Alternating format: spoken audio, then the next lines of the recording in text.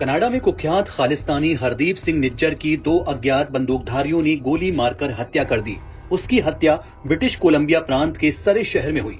और रॉ का इसमें नाम लिया जा रहा है रिसर्च एंड एनालिसिस विंग, जो कि एक बदनाम जमाना खुफिया एजेंसी है भारत के। लोग आए, उसको ठोक दिया, पुलिस का इन्वेस्टिगेशन चल रहा है। ये कौन है जिसने निज्जर को गोली मारी? एक शिप जो ग्रीस पहुंच रही थी उसमें 750 लोग, तो सुना कि 300 से 400 लोग पाकिस्तानी थे और सुना कि 10-12 लोग ही टोटल बचे हैं। बाकी तो हम 75 साल पहले आजाद हुए थे, हमारे बच्चे शिपों पे जा रहे हैं, वो इमर्जिंग टेक्नोलॉजीज की बात कर रहे हैं। तिरंगे के साथ नहीं करना चाहिए था आपने। बाकी ठीक है, आपको हाई कमीशन के सामने हाय हाय लारी लप्पा जो करना करो यार, वो तुम्हारा हक है, जहां पे तुम रहते हो देश तुम्हें हक देता है। लेकिन यार तिरंगे के साथ ऐसा नहीं करना चाहिए था, है ना। ये जो तिरंगे के साथ तुमने करा ना, बाय गॉड यार, यहां पे ना टच कर गया, ये टच कर गया भाई। मैंने कई दफा पहले भी कहा था कि इस वक्त अमेरिका जो भी पाकिस्तान से बात करेगा भारत से इजाजत लेकर बात करेगा। आपको सारे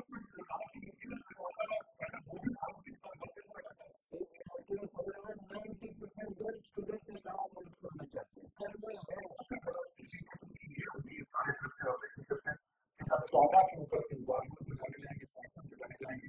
वो सारा का सारा बिजनेस वो चाइना से खींच के तुरंत जाना चाहते हैं भारत के अंदर। दोस्तों, पाकिस्तान के इशारे पर भारतीय तिरंगे का अपमान करना खालिस्तानियों को भारी पड़ रहा है। वे समझ रहे थे कि भारत सरकार की पहुंच उन तक नहीं होगी, लेकिन ऑस्ट्रेलिया, यूके और कनाडा में जो खालिस्तानियों ने किया, अब उसका वो फल भुगत रहे हैं और सारे बड़े खालिस्तानी नेता एक एक करके यमलोक पहुंच रहे हैं।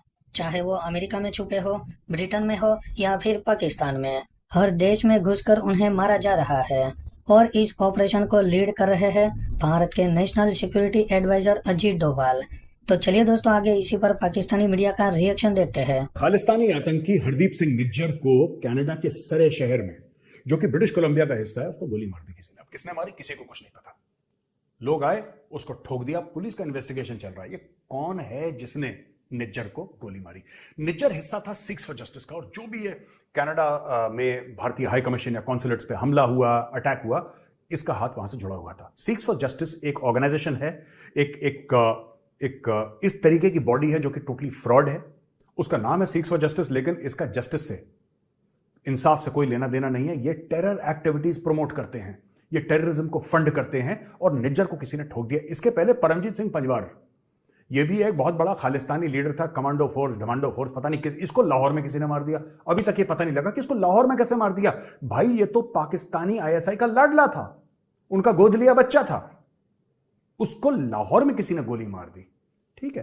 अवतार सिंह खांडा वो बंदा था जिसको कुछ दिन पहले अचानक पता नहीं कैसे उसको अचानक से हार्ट अटैक हुआ और वो खत्म हो गया।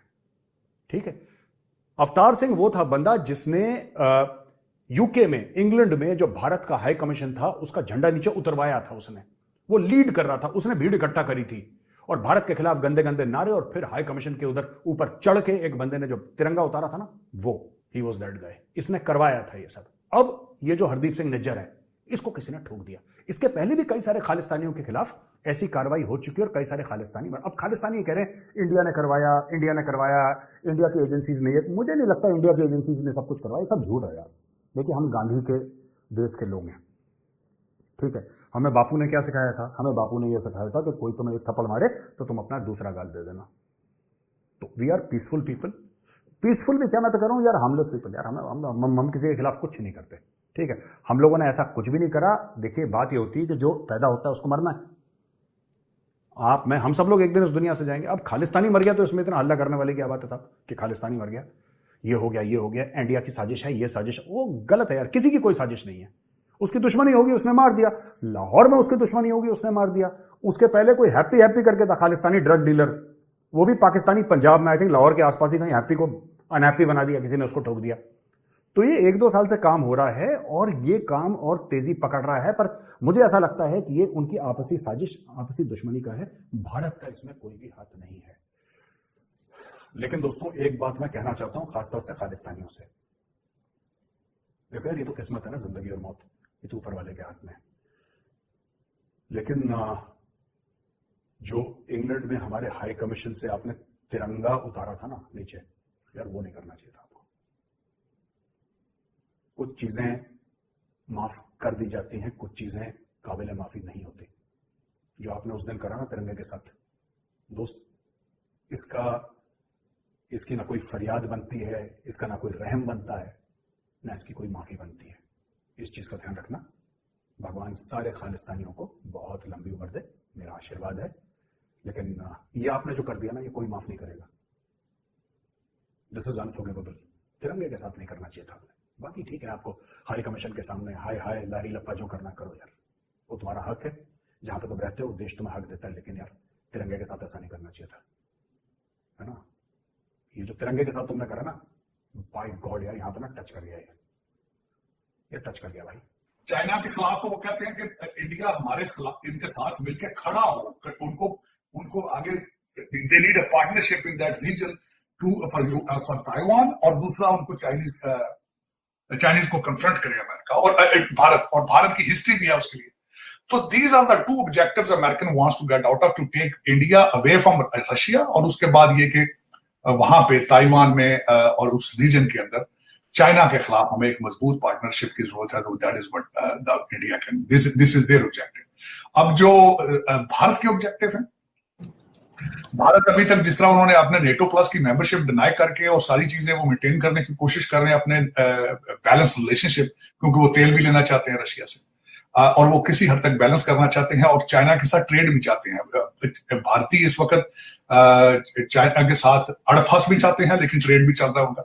लेकिन उसमें जो सबसे बड़ा अचीवमेंट उनकी ये होगी ये सारे ट्रिप से और रिलेशनशिप से, कि जब चाइना के ऊपर एम्बार्गोज लगाई जाएंगी, सैंक्शंस लगाई जाएंगी, वो सारे का सारा बिजनेस वो चाइना से खींच के तो जाना चाहते हैं भारत के अंदर, जिसके अंदर वो सेमी कंडक्टर्स की बात हो रही है, चीजें वहां होंगी, और कई नई डील्स जो है साइन कर रहे हैं, और उससे फाइनेंशियल गेन होगा भारत का, मेरे ख्याल में। पहले भी ये भारत की इकॉनमी इस वक्त बल्कि अमेरिका की इकॉनमी से भी बेहतर परफॉर्म कर रही है। They will become more stronger जब मैन्युफैक्चरिंग वहां जाएगी।